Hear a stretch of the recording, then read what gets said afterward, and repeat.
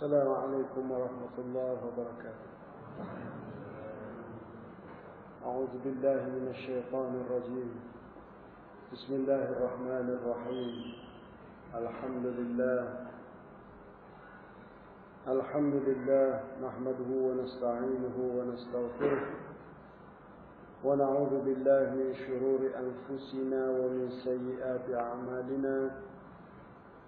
من يهده الله فلا مضل له ومن يضلله فلا هادي له. اللهم صل وسلم وبارك على سيدنا محمد وعلى آله وصحبه ومن تبعهم بإحسان إلى يوم الدين. قال رب اشرح لي صدري ويسر لي أمري واحلل عقدة من لساني يفقهوا قولي. Rabbi shrahli sadri, wahai Tuhan lapangkanlah dadaku, wa yassir li amri, dan permudahkanlah urusanku, wahlul 'uqdatam min lisani, huraikan simpul pada lidahku, yafqahu qawli, agar mudah difahami kata-kataku.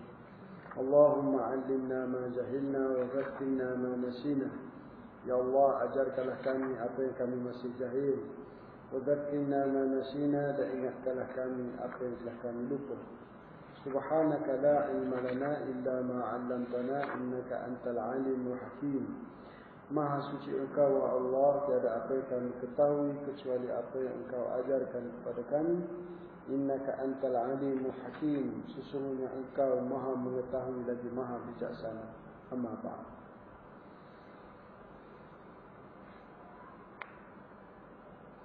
Perkara yang ke-9 daripada sunat-sunat wudu. Perkara-perkara sunat semasa kita melakukan ataupun mengambil wudu, iaitu at-tayammum. Bukan tayammun, nun, n. Maksud dia memulakan dengan kanan ataupun menganankan. Dah masuk ke-9 ni, kalau kita flashback baliklah bab-bab perkara sunat wudu ni. Pertamanya baca basmalah. Yang keduanya berus gigi atau siwak. Kita ni banyak disebut siwak, tapi tujuan daripada siwak itu sendiri adalah untuk membersihkan gigi dan juga mulut. Maka berus gigi sendiri sudah termasuk dalam sunat siwak itu sendiri. Tapi kalau kita kata nak kekalkan dengan siwak, dengan sugi itu juga boleh juga, betul lah. Cuma dalam pelaksanaan masyarakat kita ni ada yang tak berapa kena sedikit. Apabila sugi itu kadang-kadang dia letak atas telinga, ada selit atas telinga dia lepas sugi, ataupun dia letaklah poket. Jadi apabila sujud tu jatuh orang yang tak selesa, ataupun masa nak masuk sah tu baru dia tengah gigi. Kalau agak bau buh gigi nak masuk tu macam mana? Nampak tak cantik dah. Tak kena. Buat sebelum tu lah. Dan tidak ada pun. Baik. Terus gigi. Yang ketiga, mencuci kedua tapak tangan sebelum nak memulakan wudu. Sebelum wudu tu basuh tangan. Yang keempat, berkumur sebanyak 3 kali. Bahkan bulan puasa pun disunatkan berkumur. Cuma bulan puasa ni minta supaya jangan kuatkan. Kumur tu tak boleh ataupun jangan dikuatkan. Siwak pun sama, berus gigi pun sama. Bulan puasa tidak ada larangan di siang hari. Bahkan Nabi katanya sahabat, aku tak terkira berapa kali Nabi siwak pada siang hari bulan puasa. Kadang kita kata tak boleh, ataupun lepas zuhur tak boleh, maka tidak ada lagi yang sah. Yang ke-10, seterusnya yang ke-5, memasukkan air ke hidung kemudian mengeluarkan semuanya, ataupun dia panggil apa istilah bahasa Arab tu, istinsyaq. Masuk ke itu hembus. Puasa pun boleh dibuat, cuma jangan kuat. Dan dibimbangi supaya dia masuk ke dalam perut. Yang kelima, yang keenam, menyelati janggut. Celah-celah janggut. Yang ketujuh, menyelahi jari jemari tangan dan kaki. Yang ke-8, membasuh anggota wudu sebanyak 3 kali. Dan ini kita nak masuk yang ke-9 ni, tayammun. Maksudnya adalah membasuh bahagian yang sebelah kanan terlebih dahulu, kemudian disusuli dengan bahagian yang sebelah kiri. Especially tangan dengan kaki lah. Dah, pasal 2 belah. Maknanya di sini tidaklah kata tak sah kalau kita wuduk tangan kiri dulu. Tapi sunnatul maimanah, sunnah menganankan. Dalam Islam kita ni ada satu benda yang orang kita tak berapa perasan. Tak berapa perasan. Iaitu sunnah al-maimanah. Sunnah menganankan sesuatu benda.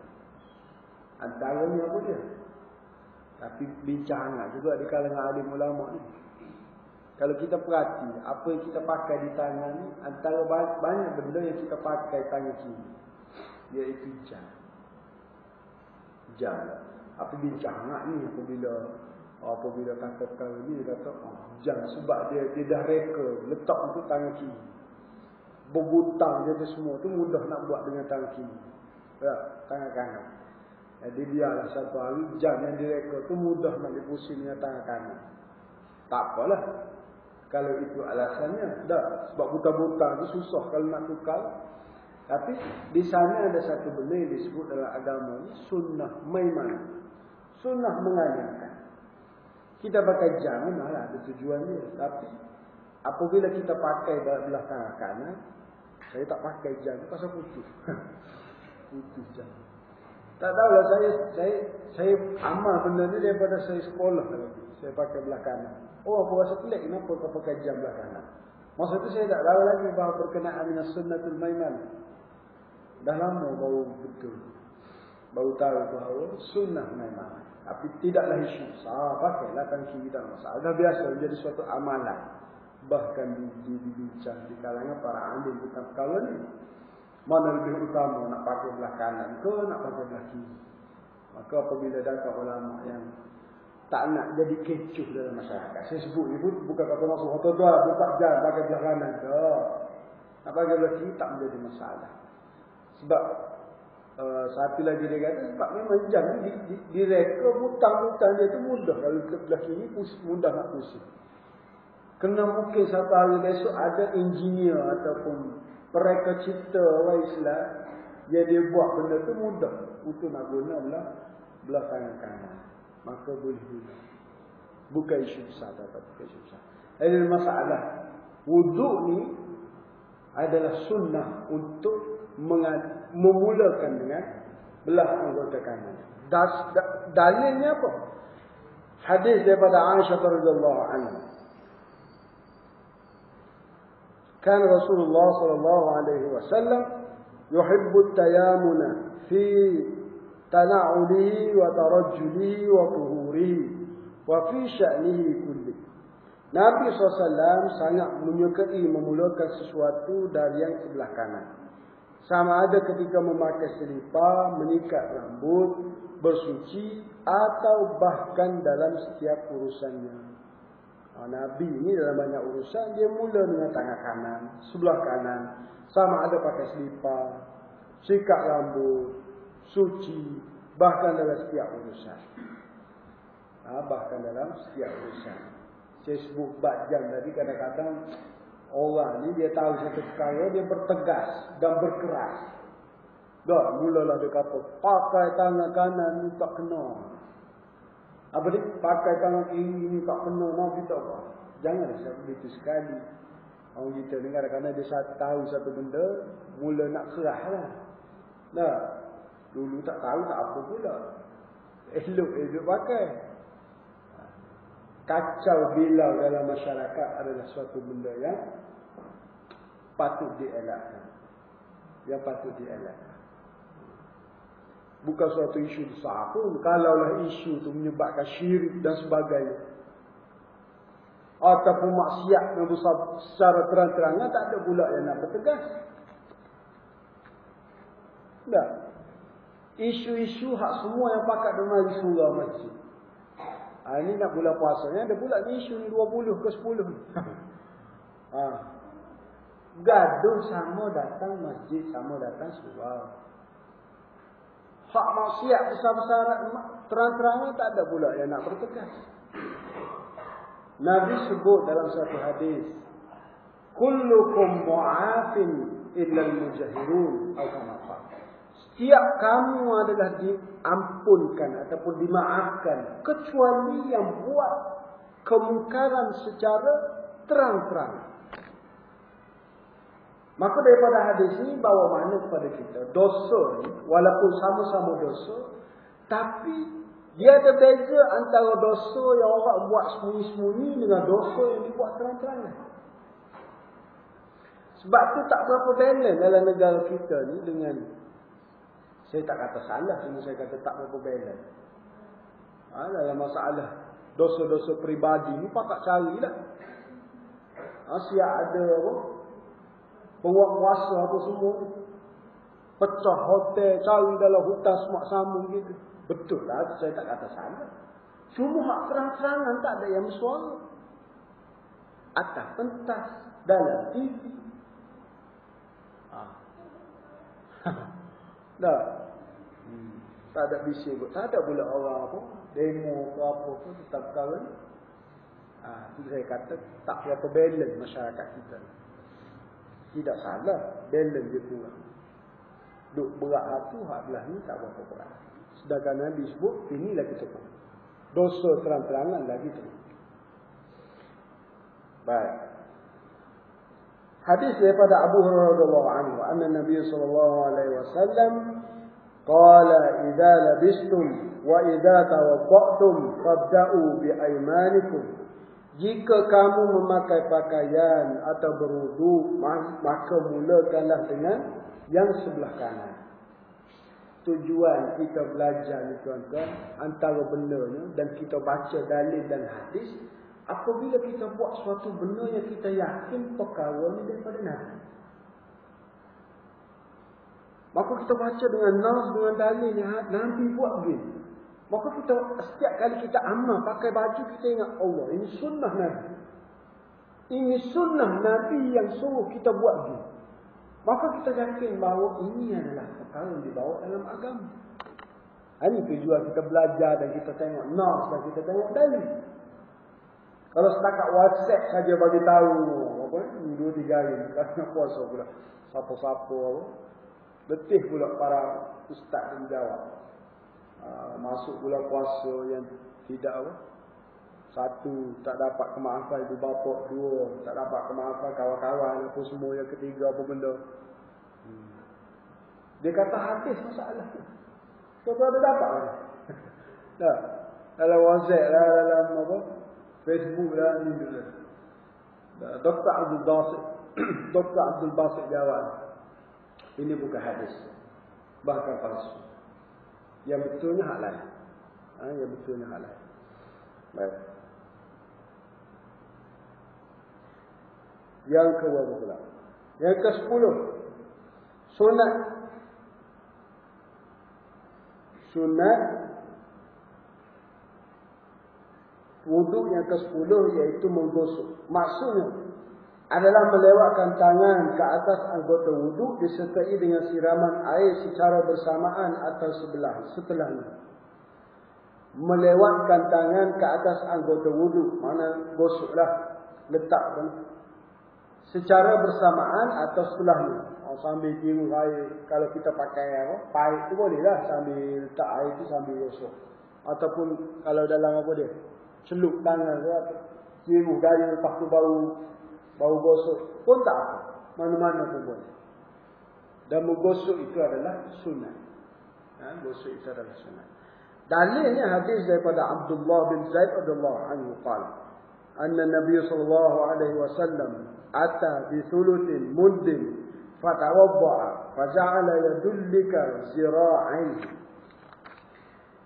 Nabi SAW membawa sepertiga mud air. Sepertiga mud air. Ini sukatan orang Arab dulu lah. Untuk berwudu, Muk ni terjemahan mudahnya apa? Cupak. Dia ada sukatan dia lebih tepatnya. Tapi saya bawa perkataan mudah. Orang baru sekarang ni faham ke cupak? Orang usia yang apa ni? Bukan tua apa? Marah pula orang cakap tua ni. Yang veteran tu. Otak baru syok dia nama. Hak otak ni dia faham cupak budak-budak ni. Cupak apa benda cupak? Cupak. Kemudian beliau menggosok kedua-dua lengannya. Kedua-dua lengannya. Nabi menggosok kedua-dua lengannya. Dari Abdullah bin Zaid radhiyallahu anhu qala anna Nabi sallallahu alaihi wasallam tawadda'a fa ja'ala yaqul hakadha yudalliku. Nabi sallallahu berwudu dan berkata beginilah cara menggosok itu. Menggosok. Yang ke-11, mualah. Apa maksud mualah? Maksudnya membasuh secara berturut dari satu anggota wudu kepada anggota wudu berikutnya. Seseorang yang sedang berwudu tidak dibenarkan melakukan perkara lain. Basuh muka, lepas tu duduk sembah, siap-siap rokok dulu baru nak masuk tangan. Contohnya dah, tak ada orang buat apa. Dah. Seseorang yang sedang berwudu tidak dibenarkan melakukan perkara lain, di mana menurut adat kebiasaan ia sudah dianggap tidak mengerjakan wudu lagi. Kalau setakat dari kepala tu okey, dah faham tak? Janganlah setampak ekstrim. Nak ambil wudu tak boleh kau kepala ke apa semua. Okey, lagi orang faham masih lagi wudu. Ni kalau dah buat benda lain. Macam disebut tadi lah, basuh muka apa semua, sembah, isap rokok dulu baru nak tamu tangan-tangan. Maka tak boleh.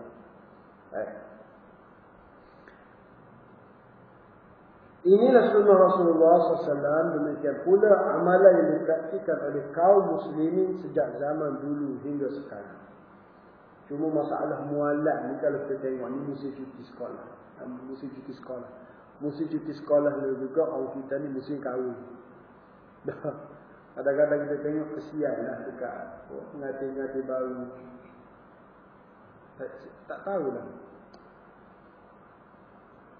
Seolah-olah juru nikah ni nak suruh dia sambung lafaz nikah tu seolah-olah tak putus. Seolah-olah tak putus. Biasanya macam mana dia? Daripada lafaz yang juru nikah ni dia panjangkan sedikit supaya disambung tu. Ya Allah, payah putus sekali. Dia cuma daripada akad dengan qabul, apa ni? Ijab dengan qabul. Tidak ada perkataan yang luar, yang benda lain. Bukannya tak boleh putus langsung. Cuma masalah wudu ni pun sama lah. Berturutan tu. Ataupun dalam masalah akad nikah tu gitulah orang kita sampai nak kena salam dah henjuk tangan. Allah, sampai susah gitu sekali. Kesiannya juga. Masa nak nikah tu lah dia tanya berbagai soalan. Sian. Tak kena lah. Kalau setakat nak istighfar, selawat tu okey. Tanya rukun nikah lah, tanya rukun. Rukun negara tu tanya. Kawan tu usah ke benda lain. Tanya nama dia. Nama dia pun tak berapa nak ingat. Usah ke benda lain. Punyalah gabrah. Bukannya dia nikah tiap-tiap hari. Bukannya dia tiap hari. Dia nikah sekali tu. Nak raging budak tu kenapa?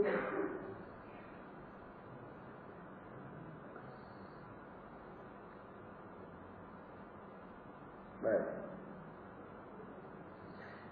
Yang ke-12, menyapu kedua-dua telinga. Sunat. Tapi dalam mazhab kita Syafi'i bahkan ada yang kata bahawa dia adalah rukun. Bahkan tak apalah. Mana nak kata rukun lah. Tak ada masalah. Beza pendapat ni suatu yang asing.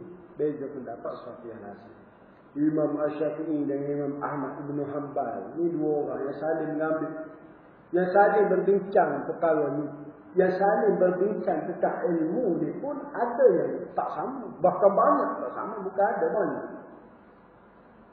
Antaranya apa dia? Terjadi suatu dialog antara Imam Asy-Syafi'i dan juga Imam Ahmad bin Hanbal tentang solat.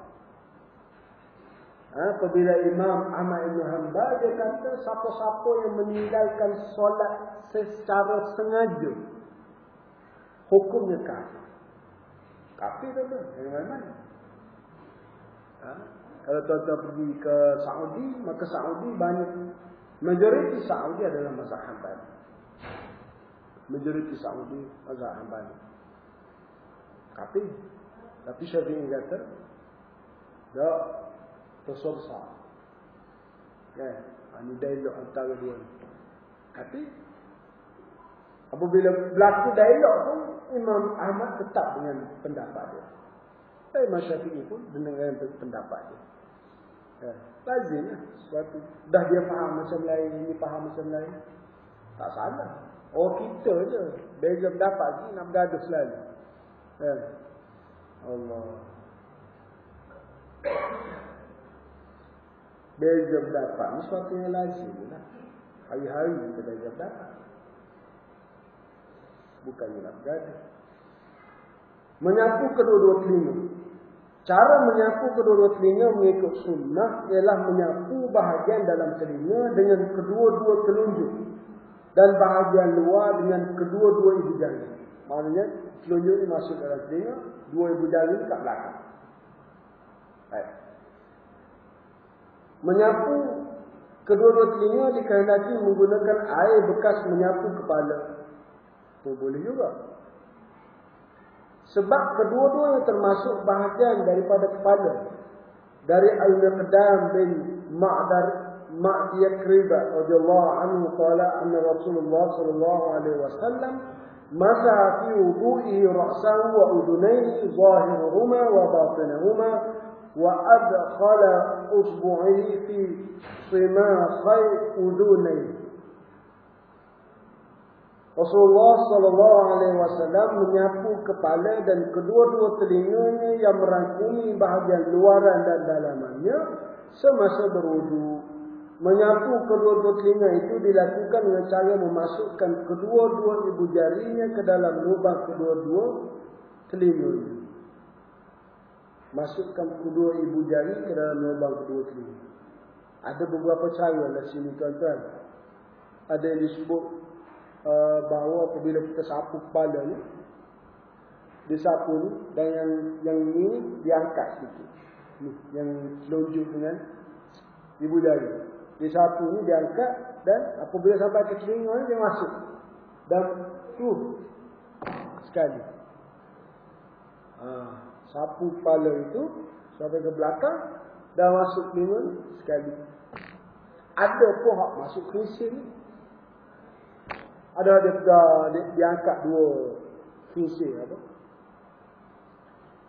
Allah salam.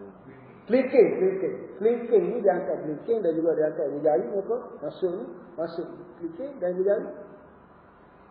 Berbagai-bagai cara. Hak mana Nabi buat berbagai-bagai cara. Hak mana kita buatlah.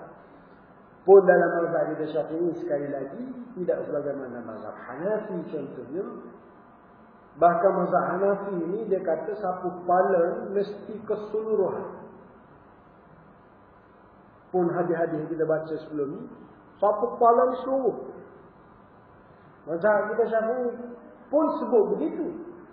Tapi dia kata dibolehkan juga sebahagian daripada kepala. Maka boleh sedikit pun boleh. Sebab tu orang perempuan apabila dia nak berwudu, dia tak perlu buka tudung sebenarnya. Perempuan kita kalau nak pergi surau tu cantik. Dia nak payah tapi yang dia buka tudung. Ya buka aurat apa semua. Padahal dalam mazhab kita Syafi'i apabila berdapat gitu, maknanya tak perlu buka tudung. Dia basuh muka dia. Lepas tu dia boleh ambil basuh muka, basuh tangan dan masa nak sapu kepala tu dia just sekadar boleh seluk je kot tudung dia tu dengan tangan. Maka dah selesai. Kalau Hanafi tak boleh, dia kena surut. Habis satu kepala. Sebab itu juga mazhab dalam pendapat mazhab Hanafi menyatakan bahawa serban tak perlu dibuka. Maknanya tudung apa-apa pun tak perlu dibuka. Boleh disapu di atas tudung. Ini mazhab Hanafi. Mazhab Hanafi. Lagi taruh plek-plek gini, aku pening masyarakat ni pun. Sebab saya boleh tak nak bagi yang pendapat yang agak bukan pelik sebenarnya, cuma orang kita tak pernah jumpa. Jadi apabila tak pernah jumpa, dia jadi pelik juga. Dah jadi pelik. Tapi apa yang amalan yang kita buat selama ni, bahawa perempuan dia sebenarnya tak perlu buka tudung. Dia tak perlu buka tudung. Dia just akak sikit, selut. Dah selesai. Tak perlu buka tudung. Baik. Benda-benda begini negeri kita rasanya tak berapa teruk lagi. Hak mana datang masjid surau tu tutup aurat lagi lah. Paling teruk pun tadi lah. Masa nak ambil wuduk tu buka tudung. Teruk sangat itu. Tapi Indonesia hak mari masjid surau miniskirt. Miniskirt. Kalau surau masjid kita kena halal lama dah. Tapi kita nak kat sana dia nak halal, dia kata at least dia datang juga surau masjid. Surau apa semayang daripada dia tak semayang. 2-3 hari baru semalam tu kes apa, perempuan Cina disuruh pakai kain sarung. Tak tahu tu macam mana cerita pula tu. Sian kawan, nak pergi bayar rotek kena pakai. Bak aurat ni perempuan dia tak selibat. Apa ni orang bukan Islam dia tak selibat. Bak aurat apa dia lagi? Bak semayang apa ni? Mandi wajib. Sebab tu bila orang bukan Islam dia nak masuk masjid surau, jangan kita petikan ni tak aurat ni. Ataupun tak mandi wajib, memang dia tak boleh wajib, dia bukan Islam. Tapi adakah itu mahalan daripada masjid masuk masjid? Tak mahalan.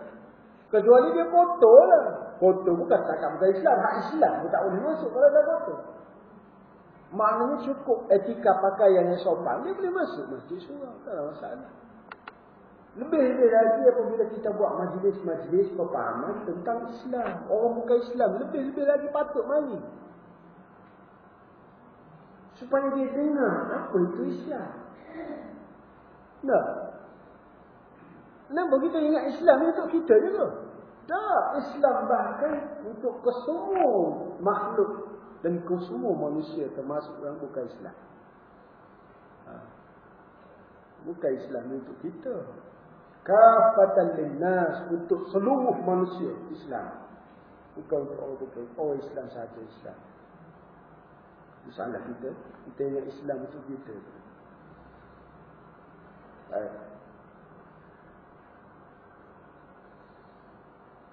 Dalam riwayat lain, Ibn Abbas radhiyallahu anhu menggambarkan tata cara wudhu sebagaimana yang biasa dipraktikkan oleh Nabi SAW dalam sebuah riwayat berikut. Wa masaha bi ra'sihi wa udunaihi mashatan wahidah. Rasulullah SAW menyapu kepala dan kedua-dua telinganya dengan satu kali sapuan sahaja. Dalam banyak pendapat yang kuat, sapu kepala dan telinga ni hanya sekali. Tapi dia kata, biasa dia buat 3 kali, buat tak masalah. Itu pun pendapat juga. Itu pun pendapat juga. Especially dalam mazhab kita Syafi'i, bahawa telinga, kepala pun 3 kali. Cuma dari segi nas yang lebih kuat, yang datang daripada Nabi, sekali saja. Pada kepala dan pada telinga. Tak ada masalah. Baik. Dalam satu riwayat lain, masaha ra'sahu wa udunaihi wa batinahuma bil musabbihataini wa zahirahuma bi ibhamaihi. Rasulullah SAW menyapu kepala dan kedua-dua telinganya termasuk bahagian dalamannya dengan menggunakan kedua-dua jari telunjuk. Baik. Itu bab sapu telinga. Yang ke-13, memanjangkan al-ghurrah dan juga at-tahjil. Yaitu memperpanjangkan al-ghurrah yang bermaksud membasuhi dahi hingga melewati batasan yang diwajibkan hingga tempat tumbuhnya rambut ketika membasuh muka. Waktu kita basuh muka ni, bahagian gigi rambut ni lebihkan sedikit. Dan ini antara perkara yang biasa daripada mazhab Syafi'i. Mazhab Syafi'i ini biasa disuka lebihkan sedikit. Kalau setakat siku dia suruh lebih, sunat lebihkan lebih daripada, tapi taklah sampai kepala bau.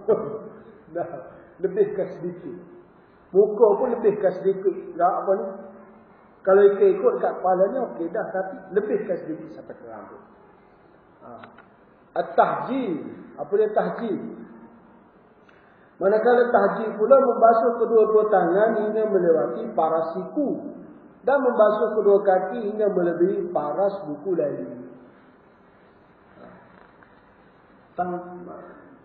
Basuh tangan dan basuh siku sunat itu kita perlebihkan sedikit. Dalilnya hadis Abu Hurairah radhiyallahu anhu qala anna Nabi sallallahu alaihi wasallam qala inna ummati ya'tuna yawmal qiyamah ghurran muhajjalin min athari wudu. Faqala Abu Hurairah faman istata'a minkum an yutilu ghurratahu falyaf'al. Abu Hurairah menyebut anna Nabi sallallahu alaihi wasallam bersabda, sesungguhnya umat aku akan datang pada hari kiamat ghurran muhajjalin, yang mana kesan kedua belah kaki, tangan dan juga wajah mereka bersinar-sinar. Akibat apa? Akibat daripada bekas wuduk yang mereka ambil semasa hidup di atas muka bumi. Wuduk yang kita ambil ni, Nabi, antara benda yang Nabi kenal kita akhirat besok. Sebab dalam ramai-ramai ni bukannya Nabi. Dah. Jadi Nabi nak kenal, Nabi kata, antara benda yang aku kenal daripada umat aku adalah daripada wajah, muka, tangan dan kaki yang bersinar-sinar dengan cahaya kesan daripada wuduk dia dulu. Maka kenal ini umat, katanya. Dan Abu Hurairah menambah, jadi sesiapa antara kamu yang mahu memperluaskan lagi sinar wajah cahayanya, sinar cahaya wajahnya, maka lakukanlah dengan baik. Lebihkan sedikit, lebih sikit power. Dan dari Abu Zir'ah bahawa Abu Hurairah radhiyallahu anhu pernah meminta supaya diambilkan air wudu. Beliau pun berwuduk dan membasuh kedua-dua lengannya hingga melebihi paras kedua siku. Tak kala membasuh kedua-dua kakinya, beliau membasuh kedua-dua buku lalinya hingga melewati paras kedua betis. Saya bertanya, apakah maksud dari semua yang kamu lakukan ini? Maka Abu Hurairah menjawab, inilah batasan cahaya yang bakal menyinar di hari kiamat kelak. Riwayat Ahmad dan Sunan Lafaz saya tahu. Maka Abu Hurairah sendiri apabila dia berwuduk, dia lebihkan. Yang ke-14, jimat dalam menggunakan air meskipun mencedok air dari lautan. Ni bab hak awal kita tak berapa jaga. Nah, kadang-kadang kita kata ni urusan ibadat kan. Kita tengok ni apa hal Nabi sebut. Dalilnya hadis daripada Anas radhiyallahu anhu, katanya, kana Nabi sallallahu alaihi wasallam yaghtasilu bis-saq ila 5 amdadin wa yatawadda bil mudd. Nabi sallallahu alaihi wasallam sering mandi dengan menggunakan antara 1 sak hingga 5 mud air. 1 sak ni 4 cupak. Cupak ni kita tak pernah faham cupak-cupak. Dia lebih kurang 1 mineral botol ni kecil sangat. 350 ml. Hak biasa, hak siap satu lagi. Hak tu 500 ml. 500 ml. Dia sukatan sebenar dia 451 ml. 404 cm pagi. Lebih kurang 404 ml. Tak apa lagi dia kata 4 botol mililiter kecil lah. Bukan kecil ni, hak satu lagi. ataupun 5 botol. Sahabat ini pun. Ataupun 5 cupak. Tu ya Nabi mandi wajib. Tuan-tuan boleh ke mandi wajib? Soalan kita, boleh tak kita mandi wajib 5 botol air mineral kecil? Kan besar. Besar pun tak lepas saya kecil. Tapi itulah Nabi. Kadang-kadang kata tak payah. Apa yang tak payah? Ini perbuatan Nabi. Nabi yang kita perlu ikut. Paling tak boleh pun maknanya kita kurangkan penggunaan. Ada seorang apa dia pakai baju. Apa kata Nabi? Oh putih. Shock shower. Shock shower save your water. Ada seorang baju tadi. Saya nampak kan. Bahaya juga baju ada tulisan. Kita nak solat pun nampak. Oh. Dari depan kita. Dah elok macam mana? Shock shower save your water. Bagus juga.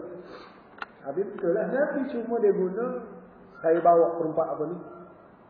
Kadar yang mudah lah. 5 botol air mineral kecil.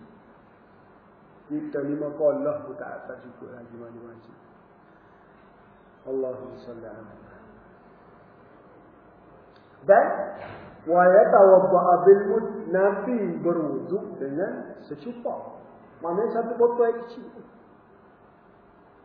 Nabi. Cuba-cubalah kita untuk nak mengurangkan penggunaan air. Dalam mazhab kita ni ataupun masyarakat kita ni, kalau ni tak berapa dia ambil peduli sangat. Tapi kalau dalam sahabat kita mazhab Hanafi, especially India Muslim, kalau kita pergi masjid dia, surau dia, tempat ambil wuduk tu dia letak baldi kecil ataupun dia letak cerit kecil. Kita rasa pelik kot. Dulu saya rasa pelik kot. Apa hal? Rupa-rupanya dia buka air, paip tu, dia penuhkan baldi kecil ataupun cerit kecil tu, dia ambil wuduk daripada air tu. Dia berwuduk dengan air tu saja. Punya jaga dia tak air. Punya jaga. Kita ada air banyak gitu. Right. عن عبيد الله بن أبي يزيد قال أنه قال أن رجلا قال لابن عباس عمل ذكره من هذه قال لابن عباس رضي الله عنه كم يكفيني من الوضوء قال مد قال كم يكفيني من الغسل قال صاع فقال الرجل لا يكفيني فقال لا لك قد كفى من هو خير منك Rasulullah sallallahu alaihi wasallam. Satu hari ada seorang lelaki bertanya kepada Ibnu Abbas. Dan Ibnu Abbas ni sepupunya Nabi. Dan kita tahu Ibnu Abbas ni antara sahabat Nabi yang Nabi doakan khusus kepada dia. Allahumma 'allimhu, Allahumma faqih fid din wa 'allimhu at-ta'wil. Ini doa Nabi kepada dia. Menyebabkan betul dia ni seorang yang begitu alim dalam agama. Dan para sahabat dan orang semasa hidup dengan dia ni pun banyak merujuk tentang dia, kepada dia tentang agama. Maka satu orang tanya dia berkenaan dengan wudu. Ada seorang tanya dia, "Kam yakini min al-wudu?" Dia kata, "Berapakah kadar air yang cukup aku berwudu? Banyak mana air?" Dia kata, "Untuk aku nak wudu ni banyak mana air?" Orang tanya dia. Maka dia jawab, "Qala mud." Jawab dia 1 mud secupak. Maka lelaki itu bertanya lagi, berapakah kadar air yang cukup untuk aku mandi? Mandi wajib lah. Maka Ibnu Abbas menjawab, 1 sa'. 1 sa' ni 4 ataupun 5 mud. Mana kata 4 ataupun 5 cukup. Lelaki itu membantah. Kalau begitu dia kata pasti tak cukup. Tak aku dah. Orang kita mesti kalau tanya Ibnu Abbas pun tak cukup. Apa jawab Ibnu Abbas? Allahumma salli ala la ummalak, celaka kamu. Kasar bahasa. Kenapa? Sebab malah lah. Kenapa dia kata? Kadar air seperti itu sudah mencukupi keperluan orang yang lebih baik daripada kamu. Siapa dia? Rasulullah sallallahu alaihi wasallam. Nabi cukup, kamu tak cukup. Begitulah makna. Ya, hadis ni. Tapi begitulah agama kita. Sebab pasti dalam masyarakat kita kata Allah, kita dah biasa guna banyak. Cuba-cuba untuk kurangkan. Saya pun tahu kata apa. Saya sendiri pun daripada kecil kita air tak putus. Kecuali Selangor ni kena cati.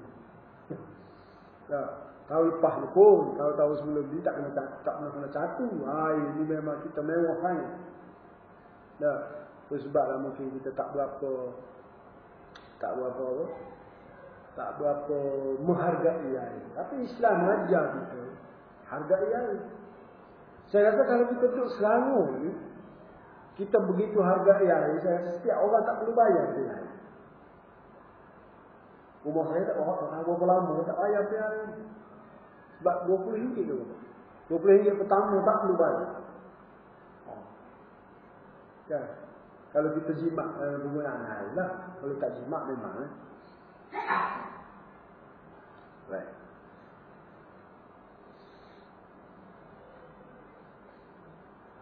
Hadis an Abdullah bin Umar radhiyallahu anhu anna an-nabiy sallallahu alaihi wasallam marra bi Sa'd wa huwa yatawadda faqala ma hadha as-sarf ya Sa'd faqala wa hal fil ma'i min sarf قال نعم وإن كنت على نهر جاري. Ini hadis sekali dibaca. Nabi SAW melewati Sa'ad bin Abi Waqqas yang pada satu ketika itu sedang berwudu atau mengambil wudu. Mungkin hari itu air dia banyak. Maka dengan sambil memperhatikan wudu Sa'ad, baginda menyebut, apakah masuk di sebalik pembaziran yang kamu lakukan ini wahai Sa'ad? Sa'ad, apa hal kamu membazir ini? Begitulah kata kita lah. Maka Sa'ad jawab, apakah dalam masalah air juga wujud pembaziran? Ataupun tengah aku tengah wujud, ni takkan membazir. Begitulah. Ya, pun macam kita lah. Saya masih ingat lagi dulu. Isu ni sensitif, tapi tadilah kerana urus kita ni tak berapa kena. Ada persatuan Cina dulu yang komplain masa yang bukannya kes yang baru, kes dulu apabila tak cukup air. Aku terpaksa dicatu air, saya ingat 10-15 tahun dulu. Yang kata antara sebab membazir tak cukup air ni kerana orang Islam kerana guna air. Cina komplain gitu. Maka keluarlah pendekar-pendekar ni. Kita urusan agama kan nak ahli kita. Kalau kita tengok dari segi betul agama memang betul. Kita memang banyak bahasa. Nabi guna 5 botol je air bila kecil untuk mandi wajib. Apa ni untuk mandi wajib. Tak kita 5 kolok tak cukup lagi. Memang betul lah ada kata. Tapi sensitif lah. Urusan agama kami jangan campur. Ya. Agama tak ajar gitu. Kita je. Baik.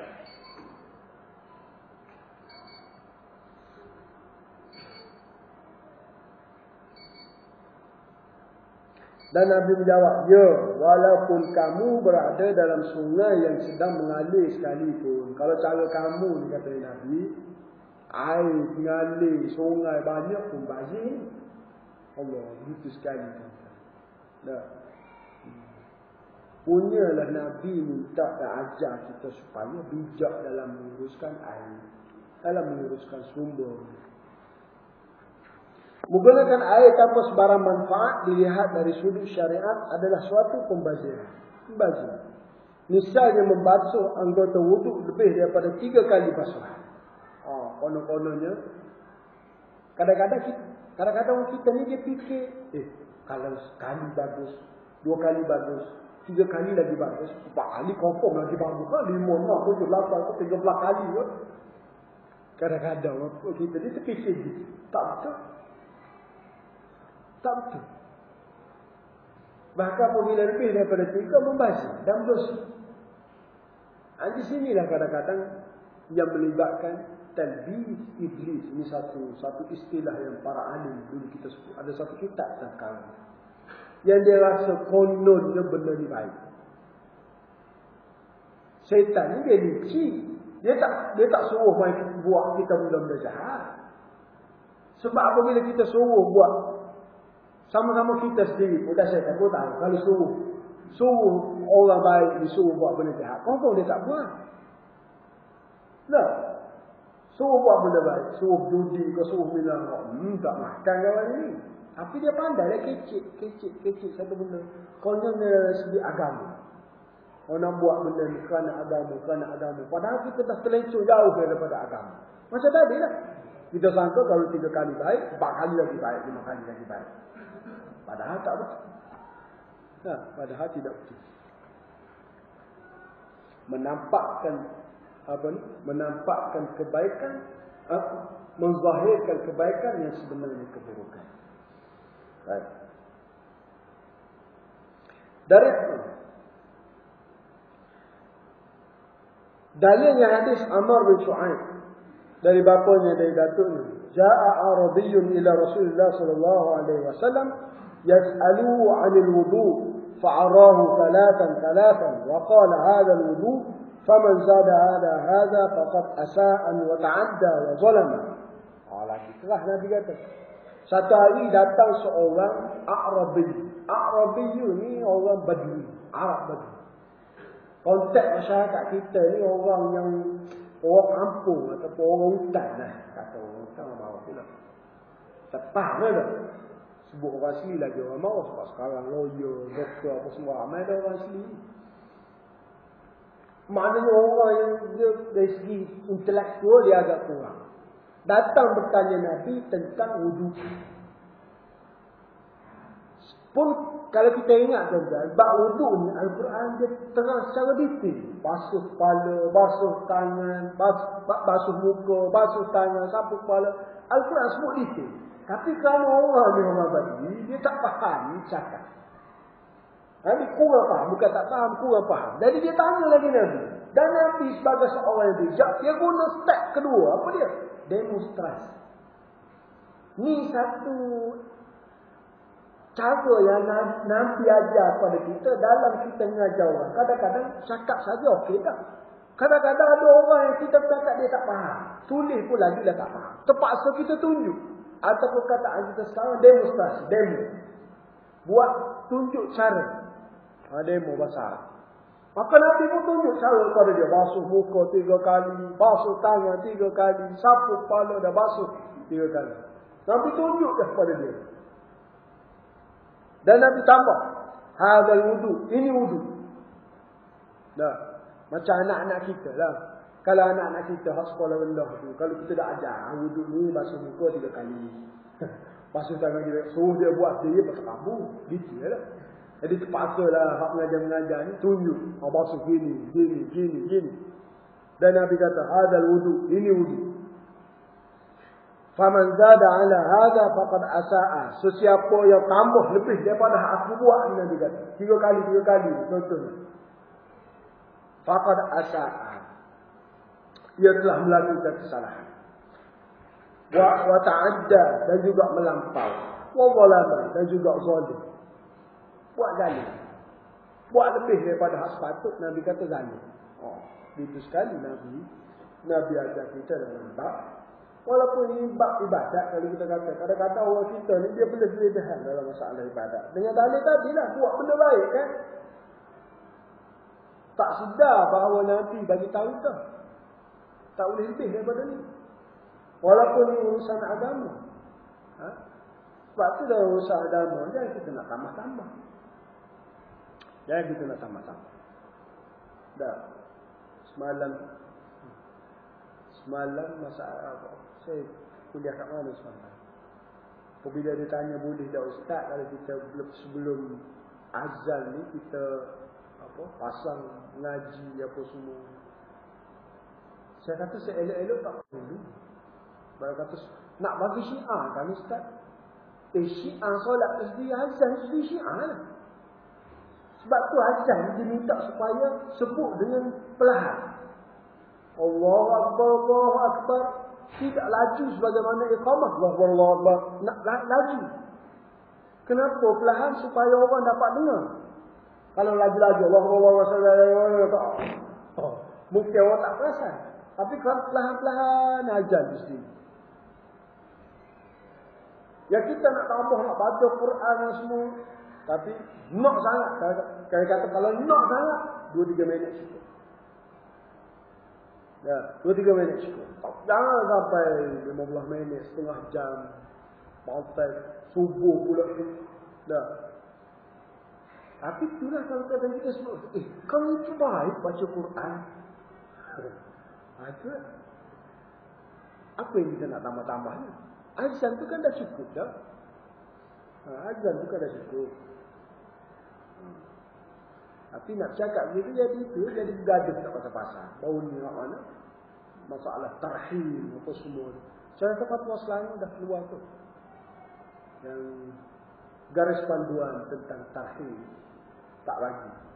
Selangor apa Timur? Saya lupa. Tak bagi tarhim. Kalau nak buat juga cuma 2-3 minit. Sebab dalam masyarakat kita ni tak semua hak wajib datang masjid.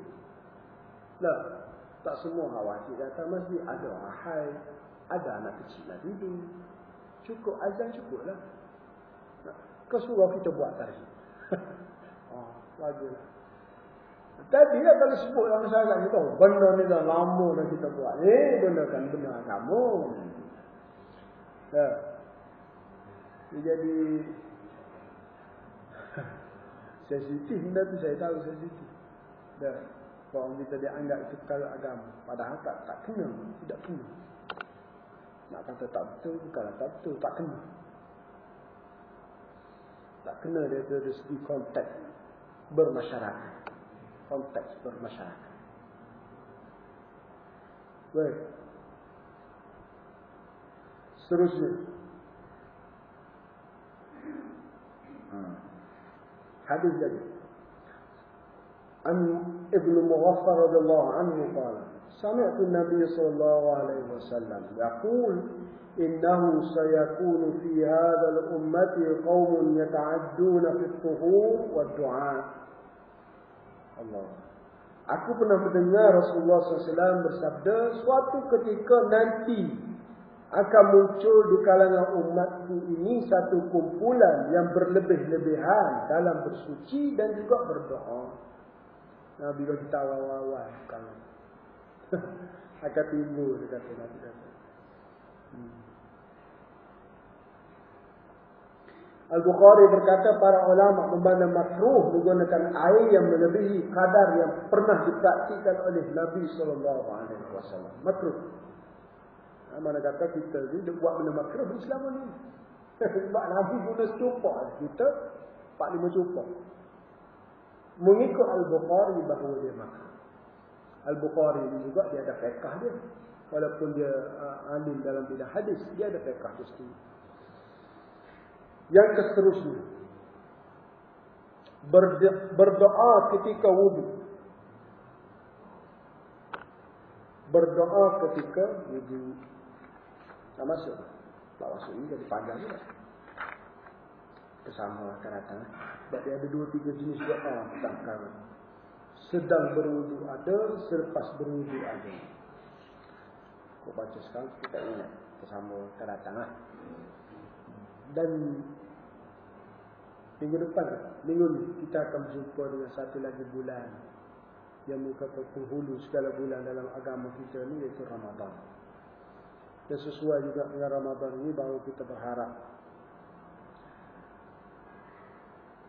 jangan menjadikan bahawa kita ni yang disebut sebagaimana oleh Profesor Dr. Yusuf Al-Qardawi bahawa kita ni Ramadaniyun. Apa maksud Ramadaniyun? Bahawa kita ni hamba kepada Ramadan.